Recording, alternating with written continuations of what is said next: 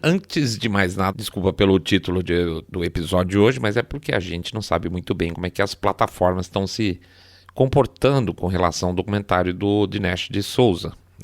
Para quem não está sabendo, o De Souza, né, eles falam De Souza, que é um comentarista político conservador, fez um documentário que é um rojão enorme, gigantesco, sobre as fraudes nas eleições de 2020, eleições presidenciais, aquela que o Trump ganhou, mas não levou. E como fraude de eleições é proibido de falar no YouTube, todo cuidado é pouco, tá? E mesmo assim eu não sei se vai dar problema, se de repente, sei lá, pegam a gente. Mas vamos tentar. No Facebook nem se fala, né? Então também não poderia botar o nome por questão de segurança, não poderia botar o nome do documentário dele. Então a gente resolveu também manter esse nome de 2 milhares de muares. O nome do documentário, na verdade, lá é 2000 Mules, 2.000 mulas. Para quem já assistiu o documentário, eu acredito que alguns trechos talvez fiquem um pouco mais chatos, porque vou ter que falar um pouco do que se passa por lá desse documentário, conversar um pouco sobre o tema. Então, antecipadamente, peço desculpas se ficar um pouco repetitivo em relação a alguma outra análise que vocês tenham visto. Mas vamos lá. O tema de hoje, seja o que Deus quiser, é fraude nas eleições americanas. Daqui a pouco a gente volta.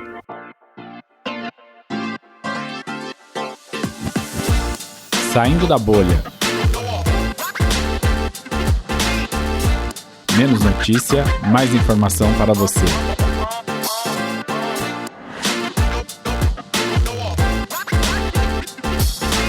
Dois milhares de muares. Bem-vindos ao Saindo da Bolha, esse é o nosso episódio 149. Olha aí, nós chegamos no 150 só de Saindo da Bolha. A gente vai fazer o nosso jabacito rápido aqui, o jabacito da entrada, pedindo para vocês entrarem lá no nosso site www.saindabolha.com.br, clicando no botão follow, ou seguir a gente também no Spotify, Podcast Addict, Google Podcast, Apple Podcast. Não era para ter falado todas as plataformas, mas falei. Pede também para entrar no nosso YouTube lá, dar um cliquezinho um like no episódio, clicar o sininho para receber notificações e também fazer um comentário para ajudar nas nossas estatísticas por lá, tá bom? E finalmente também pede para vocês fazerem o boca a boca sarado, quando vocês contam para seus colegas que vocês estão acompanhando um podcast cabeça direita limpinho, supimpa, que detesta, abomina o politicamente correto. E finalmente lembrar que a gente tem o tal do Pix, e a gente sempre pede aí para vocês darem uma força para a gente via Pix. Aonde que fica o Pix? Fica lá no nome na descrição do episódio nas redes sociais e um QR Code no YouTube também, tá? É o nosso bordão quase, que o pessoal tá falando, é 1, 2, 5, 10 milhões de reais pingado, não é seco? E também a criatividade do nosso pessoal aí, dos nossos ouvintes, que sugeriu R$1 por episódio. R$1 por episódio, gente, ajuda para caramba, tá? Ajuda a manter a nossa maquininha girando e a gente produzindo sempre coisa nova. E eu empolgado aqui com as coisas que estão para chegar. Mas é isso, já fiz jabazinho, já falei um pouco do nosso Pix. Vamos para frente? Vida que segue.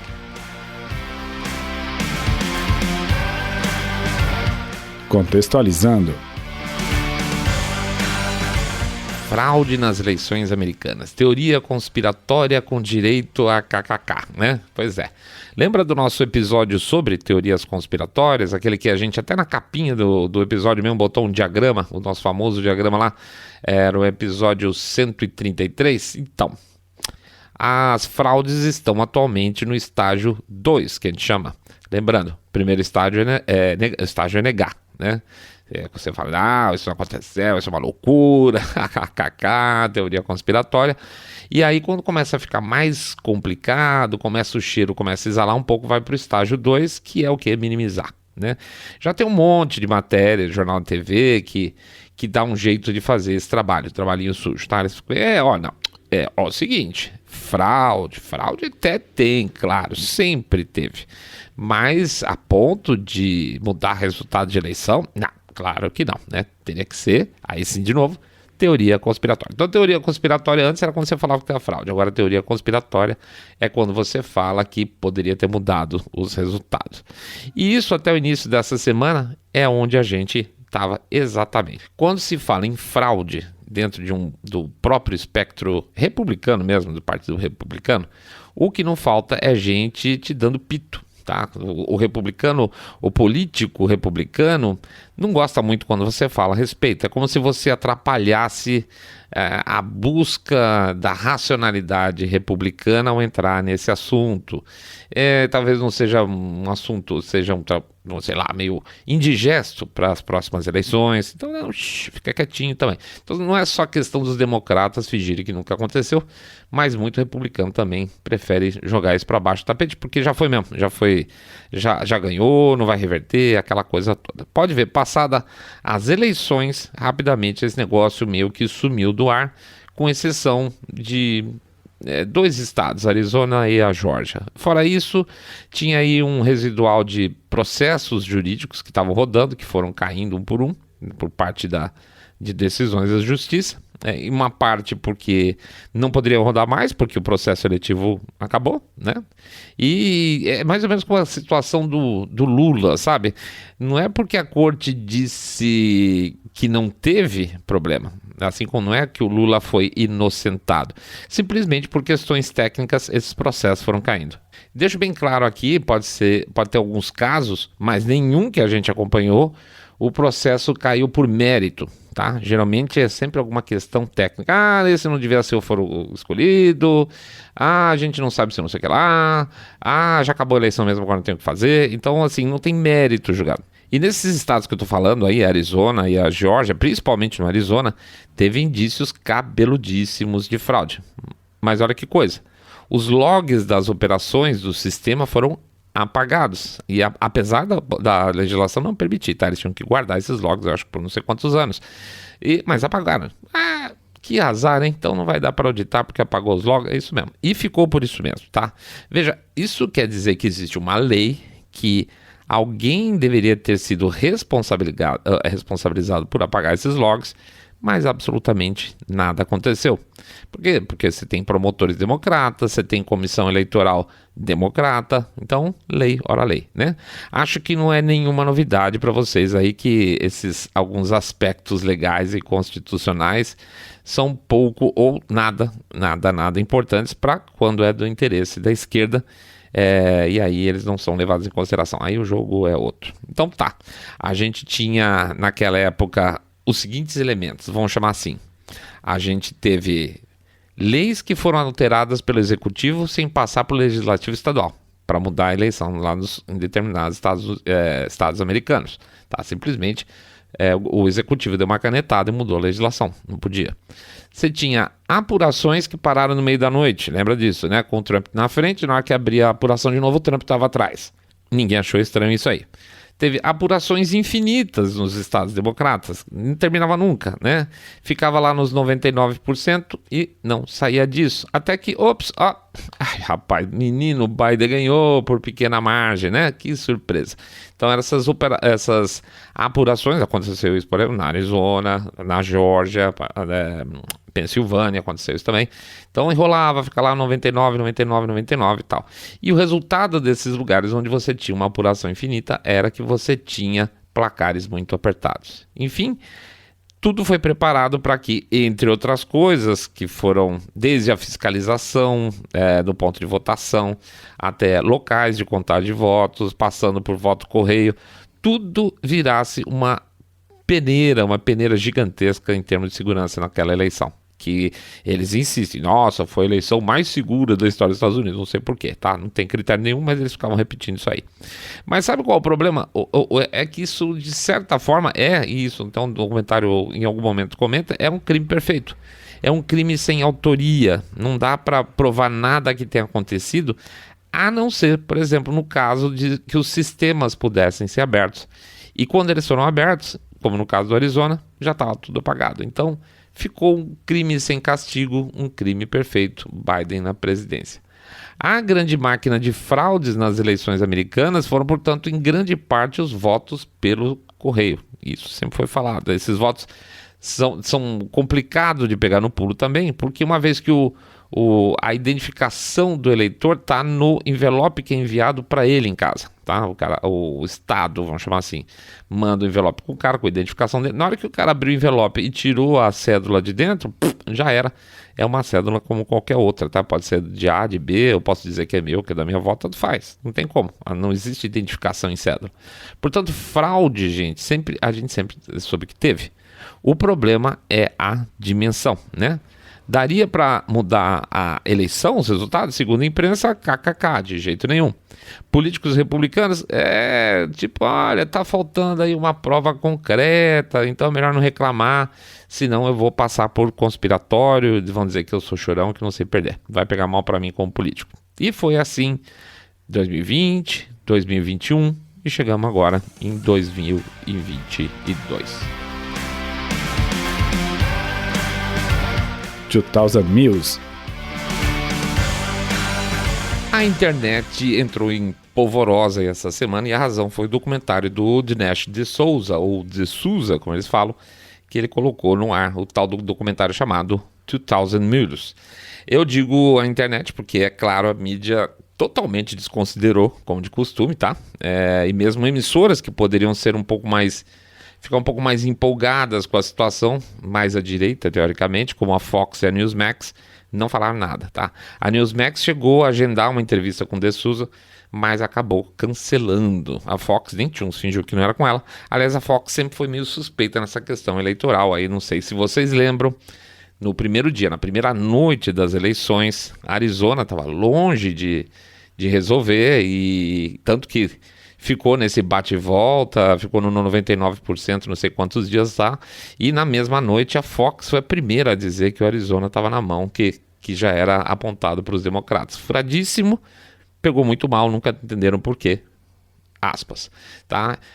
Falam inclusive que a Fox, e realmente a Fox perdeu muitos ouvintes na época, que ela era considerada, vamos dizer, a emissora do Trump por ter abandonado ele, e a turma principalmente acabou indo para o OAN, né?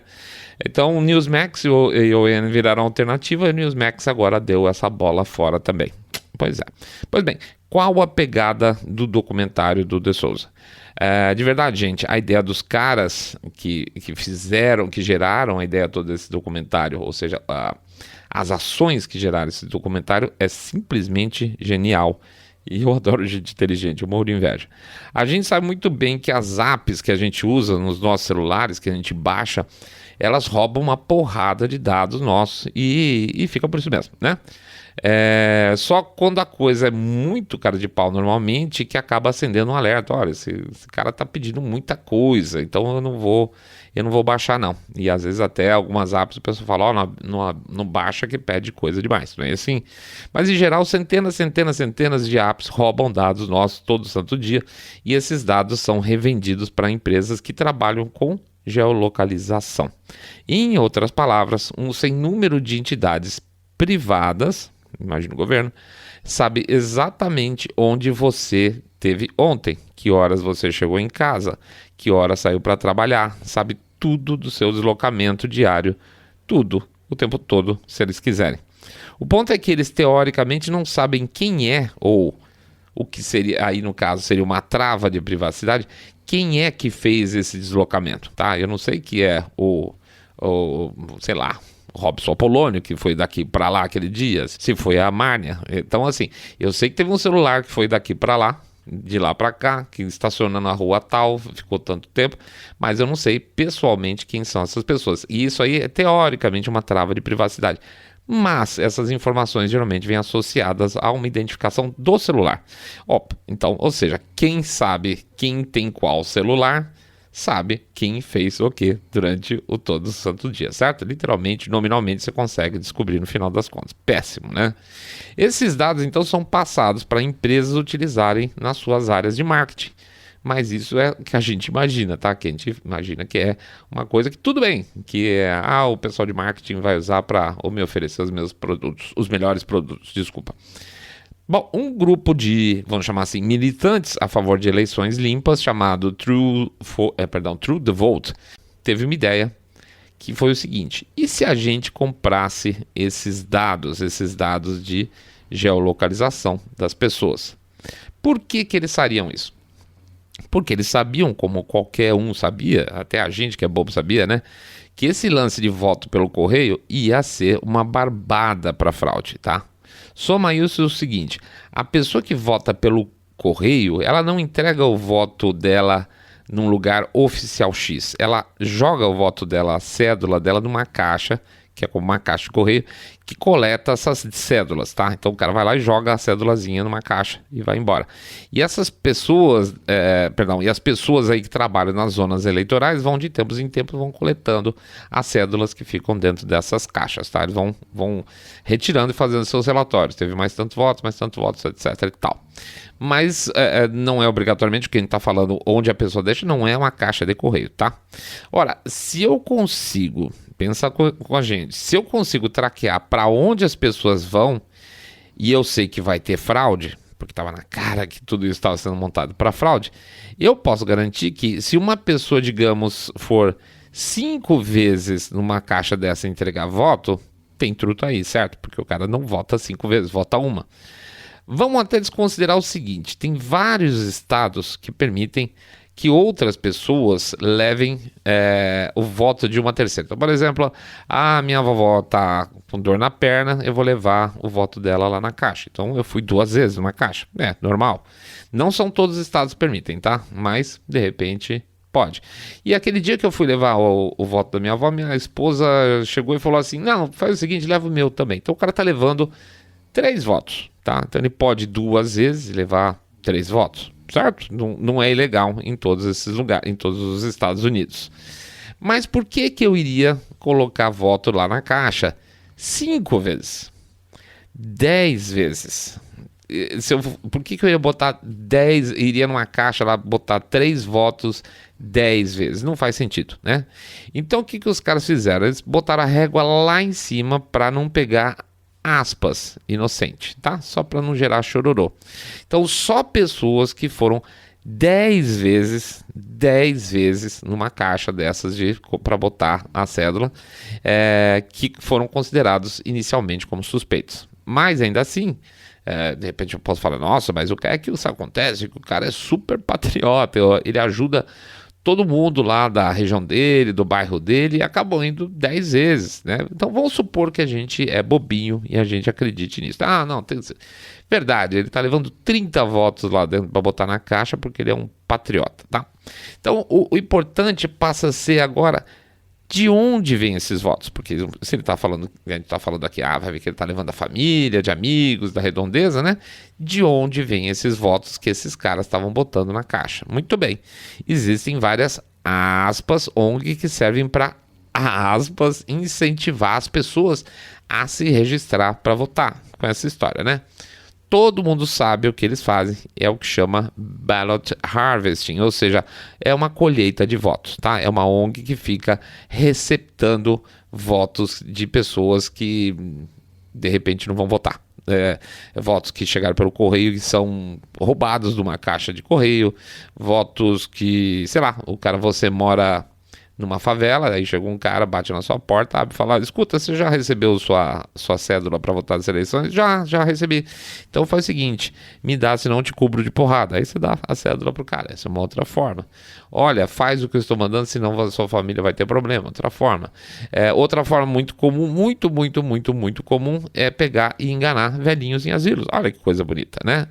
E aí você faz o quê? Você vai pagar, sei lá, R$10 pro cara aí na região onde ele mora e fazer essa colheita de cédula, tá? Pode ser do asilo, pode ser na favela, muito morador de rua, tá? Muito morador de rua, você dá um dinheirinho pro cara em troca da cédula dele e vamos lá, você juntou aquele monte de coisa e você leva lá na ONG dos caras que teoricamente serve para incentivar a democracia, coisa mais bonita, né? Enfim, essas ONGs juntam tudo e tem que colocar lá na caixa de coleta de votos, certo? Então eles contratam o quê? Eles contratam as tais das mulas, que recebem uma graninha para ir pondo lá de maneira discreta, de 3 em 3, de 5 em 5, de 10 em 10, e isso vira milhares de votos. E essas são as tais das mulas do título do documentário do De Souza. Bom, voltando lá no geotracking, o cara que eles travaram lá, aquele cara que passou 10 vezes pelo menos nas caixas de coleta, que já é extremamente surpreso, ele teria que ter passado o critério deles, tá? 5 vezes endereços dessas ONGs, que já é um absurdo, é um super régua alto, tá? Então, o cara teria que ter passado 5 vezes por algum acaso na região da ONG, na ONG, na verdade. E faz sentido, né? Porque não dá para você passar sem querer 5 vezes nessa ONG aí, em alguma dessas ONGs. Não tem patriotismo, certo? Esse circuito, que vamos chamar assim, que é da ONG para a caixa de voto, da ONG para a caixa de voto, pegar cédula e botar lá dentro da caixa, repetir N vezes não faria sentido se não fosse uma ação criminosa, literalmente. Então, tá achando que é pouco? Que eles deveriam ser mais flexíveis em relação às regras, porque 10 vezes é muita coisa e 5 vezes na ONG é muita coisa? Então é o seguinte, deixa eu dar um passo antes de dar uma surpresa. Todo mundo sabe que para você ganhar uma eleição nos Estados Unidos, você não tem que ganhar nos votos totais, certo? Você tem que ganhar no colégio eleitoral, certo? Então, não adianta o candidato a presidente se matar na Califórnia, por exemplo, um candidato republicano, porque ele vai mandar os votos, que a Califórnia, na verdade, vai mandar todos os votos democratas para o colégio eleitoral. Você pode se matar, porque se você não ganhar tudo, você não leva nada. Então também não adianta, por exemplo, do lado oposto, não adianta o candidato democrata se matar em Dakota do Norte, por exemplo, porque os votos vão acabar indo para os republicanos. Então o que você tem que fazer é convencer os caras que votam nos famosos swing states, ou aqueles onde a votação é sempre mais apertada e pode oscilar de um lado para o outro. Você tem que tentar converter um swing state em um estado vermelho ou um estado azul. Ou você só tem que fraudar as grandes eleições das cidades principais dos swing states, as capitais, por exemplo. E foi o que aconteceu. Você pode ter problema de contagem, como aconteceu lá em Atlanta. Você pode ter problema de apuração que pare no meio do caminho, como teve no Arizona. Voto pelo correio, que basicamente teve em todos os swing states, processos que os republicanos colocaram. Então a briga toda fica sempre em cima dos swing states, né? Não adianta ficar brigando por onde a eleição já está resolvida. E foi onde essa turma do True the Vote, que era esses militantes aí a favor do voto limpo, se concentrou também para analisar onde estariam as certamente fraudes que viriam a acontecer nas grandes cidades dos swing states, tá? Aí sim eu retorno. Então, por exemplo, gente, se você acha que 10 idas para entregar voto é muita coisa, que é uma régua muito alta, 5 vezes na ONG é uma régua muito alta, ainda assim, com essa régua altíssima, com esse nível super exigente de qualificação para mostrar que aquele cara é um picareta, na Geórgia, ou seja, um mula, né? Na Geórgia, onde teve problema de contagem e virou swing state recentemente, nessas super condições difíceis aí, às vezes o cara indo várias vezes no mesmo dia na caixa de coleta e passando por mais de uma ONG por dia, ainda assim, super fechado esse critério, 250 mulas, 250 pessoas foram contabilizadas como pessoas que ficavam enchendo lá as caixas com votos falsos. Não é que o voto, a cédula fosse falso, mas é que era um cara que não poderia estar botando aqueles votos lá dentro, tá? Então, só na Geórgia, só na região de Atlanta, 250 pessoas foram localizadas. No Arizona, mais 200 mulas. Só na cidade da Filadélfia, na Pensilvânia, só na cidade da Filadélfia, foram 1.100 mulas contabilizadas. E faz sentido porque a briga na Filadélfia especificamente estava feia, tá? A Pensilvânia tinha tudo para ir para o Trump, era uma chance muito grande por causa aí das políticas ecochatas dos democratas que previam aí enterrar praticamente a indústria de óleo e gás, onde a Pensilvânia é muito forte, tá? Então tinham que roubar um pouco mais lá para reverter a situação. 1.100 mulas só na Filadélfia. Eles também acompanharam Wisconsin, que é um swing state, Michigan, e eu vou chegar mais para frente. Muito bem, só com esses 3 estados, então vou lá de novo, Pensilvânia, Arizona e Geórgia, foram criados, vamos chamar assim, votos suficientes para reverter o resultado das eleições, porque eram todos estados com margem muito apertada. Por exemplo, o Biden ganhou por 11 mil votos só no Arizona, 12 mil votos na Geórgia e 80 mil mais ou menos lá na Pensilvânia. Essas mulas criaram mais que isso, tá? Ou seja, se não houvessem as mulas, está comprovado que o Trump ganharia Arizona, Geórgia e Filadélfia, Pensilvânia, perdão, e consequentemente seria o presidente dos Estados Unidos, tá? Porque os votos do colégio eleitoral, quando saem de um lado, vão para o outro. Ele ganharia, ponto, acabou. Tá? Com esses estados só migrando para o Trump, já teria ganhado. Mas se os caras resolvessem ser um pouquinho menos exigentes na régua dele, em vez de falar 10 vezes visitar uma caixa de votação, fosse 5, que ainda assim é um absurdo, aí, meus amigos, aí não teria por onde. Aí seria uma surra completa, o Trump ganhando em todos os swing states, tá? Eles contabilizam algo em torno de 840 mil votos fraudados, só, de novo, vou reforçar, só nessas áreas que a gente está falando, tá? Teve certeza que se teve nesses estados, teve em outros estados também. O documentário segue e explica a forma de obtenção de grana para isso, né? Porque vamos combinar, isso não sai de graça, tem que pagar a mula, tem que pagar o morador de rua, tem um custo, tem uma estrutura, tem que manter a ONG aberta, né?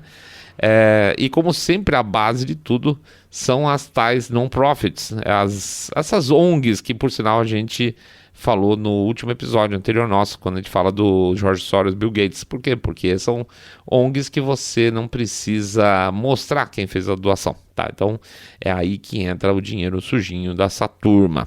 Além dessas ONGs também, nesse caso específico das eleições, a gente não pode esquecer dos famosos que eles chamavam Zuckbucks, né? Que era o dinheiro do Mark Zuckerberg, ele mesmo, que deu dinheiro de monte na fundação dele, ele e a esposa, né? Que são os donos da fundação, e literalmente ele virou de cabeça para baixo as eleições do norte, lá nos Estados Unidos, Wisconsin principalmente. Enfim, povo, é isso aí. Quem queria prova agora tem prova científica, tá? Prova científica. O povo não adora falar que você tem que acreditar na ciência, então veja o documentário, acredite na ciência e lembre-se que o Trump ganhou sim. O que vai virar isso tudo?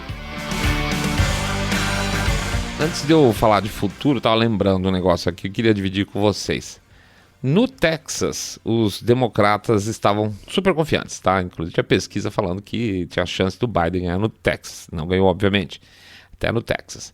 Mas eu me lembro que durante as eleições, as vésperas das eleições, o governador local mandou tirar um monte dessas caixas de coleta de votos.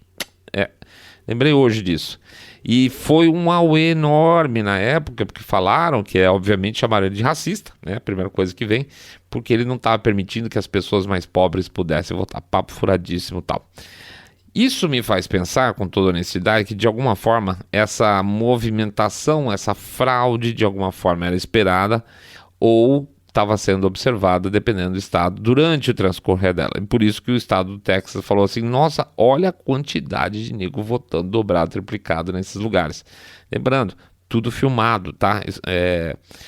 Parte da comprovação dessa fraude veio de filmagens que eles conseguiram de câmeras instaladas que eram, por lei, obrigatórias. Se tem uma caixa para coleta de dados, tem que ter uma câmera de vídeo apontada para ela, filmando 24/7, tá?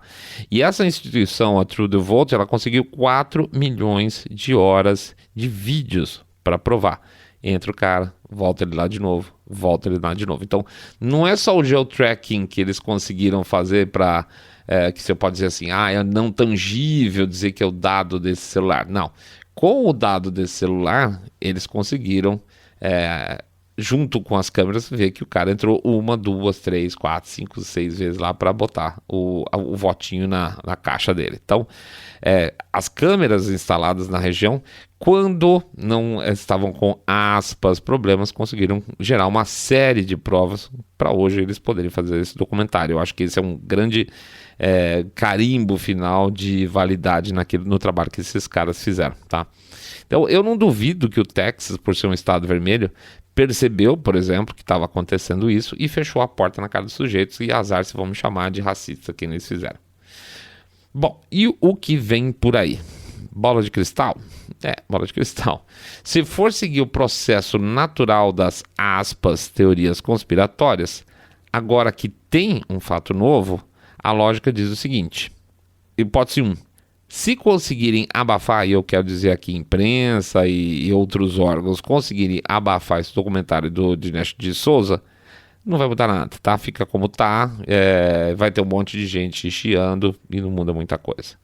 Se não conseguirem abafar, eles vão partir pro ataque. E aí, no próprio documentário, por sinal, um dos participantes já cantou a pedra. Eles vão falar que foi o quê? Que foi violação de direito. Eles vão tentar jogar para baixo do tapete que teve uma malandragem e vão começar a criticar o formato da coleta de informação, tá? E não duvidem nada, cara, eles vão começar a perseguir os caras por isso. Nota o seguinte, e para mim isso é um dos pontos mais importantes do documentário, que é o fato de eles terem conseguido cruzar os dados dos celulares dessas pessoas para fazer o geotracking, né? Com banco de dados de distúrbios nos Estados Unidos, que também fizeram geotracking. Então, o que eles faziam? Tinha aquela balbúrdia que aconteceu no Black Lives Matter e Antifa no 2020, não teve então? Já existia um banco de dados que mostrava o tracking dessas pessoas andando para cá, os antifas e principalmente. O que eles fizeram? Vamos cruzar para ver se tem o ID do celular do Antifa, bate com o ID do celular do cara que estava lá botando o voto na caixa. E, quer saber? Teve muita coincidência, teve muito overlap aí entre os dois grupos. Se não me engano, por exemplo, na Geórgia, essas 200 mulas iniciais aí que eles levantaram, 64, se não me engano, eram da Antifa. E isso dá uma perspectiva indireta interessante, que esses caras ganharam dinheiro para fraudar as eleições, muito provavelmente também podem ter ganhado dinheiro para quebrar tudo por aí, né? Porque, ora, tem muito pouco de ideológico nesse papo. Quando o cara fala assim, eu quero dinheiro para encher as caixas de cédula, não tem um amor ideológico aí envolvido. A questão é comercial mesmo. Então não seria de se duvidar que pegasse esses caras e eles falassem, não, eu recebi dinheiro de alguém para também fazer lá aquelas arruaças e queimar a loja. Não duvido nada, tá? Porque se fosse por amor à esquerda, ele faria com amor no coração, não ia cobrar ninguém. Portanto, a gente começa a perceber um padrão aqui que vai muito além da luta por partidos de grandes grupos ideológicos. O que tem aí debaixo do nosso nariz, pelo jeito, são enormes organizações criminosas fazendo barulho suficiente, não só para começar a impor aí suas posições, né, ganhar no jogo político, como para literalmente destruir a democracia americana por dentro, tá? E os nomes, vai por mim, vão ser os mesmos de sempre. E aí você me pergunta como é que o presidente Biden libera, por exemplo, 80 bilhões na canetada aí para a Ucrânia em ano de eleição? Ah, gente, num país em que a relação se dá com o presidente dos Estados Unidos com a frase 10% for the big guy, né? Um país aí, a Ucrânia, que virou uma verdadeira lavanderia de dinheiro democrata, eu sinto muito, para mim, é grana que vai ser usado para as próximas eleições agora, tá? Esse dinheirinho aí que os Estados Unidos estão mandando para o Ucrânia, pode ter certeza que vai voltar, e vai voltar dentro dessas ONGs, onde a gente não vai conseguir saber de onde veio o dinheiro. Tem provas se eu sair da bolha? Claro que não. Ainda não, tá? Ainda não, mas a gente chega lá. Enfim, é um processo caro. Roubar eleições dos Estados Unidos não é para amador. Vão tentar de novo agora no final do ano, não tem a menor dúvida. Claro que vão. Porque esses iliberais, gente, como sempre, não querem nunca jogar de acordo com as regras do jogo. Isso a gente já está aprendendo aqui dentro no Brasil também, né? Pois é. É isso aí, pessoal. A gente agradece a presença de todo mundo. Pede para entrar lá no site www.saindabolha.com.br, clicar no botão Follow. Ou seguir a gente no Spotify, Podcast Addict, Google Podcast, Apple Podcast. Seguir a gente no YouTube, sininho, like, comentário, tá bom? O que mais? A gente pede para fazer um share no episódio. Esse episódio sem nome que a gente está praticamente fazendo, vai ser importante vocês darem um share, porque as pessoas não vão entender direito do que se trata, muita gente não vai. Pede também para vocês contarem para os seus amigos que vocês estão acompanhando o podcast Cabeça Direita Limpinho, supimpa que detesta o politicamente correto e o Partido Democrata como um todo. Finalmente, a gente pede também para vocês não esquecerem do nosso Pix, tá? O código fica lá nas postagens e também o QR Code fica no YouTube. O que ajuda essas doações, gente? Ajuda muito, porque a gente está conseguindo fazer mais material graças a vocês e vai entregar muito mais pela frente, eu prometo, tá? Então, 1, 2, 5, 10 milhões de reais, pingado não é seco, tá? E também a opção que o pessoal sugeriu, R$1 por episódio. R$1 por episódio ajuda pra caramba.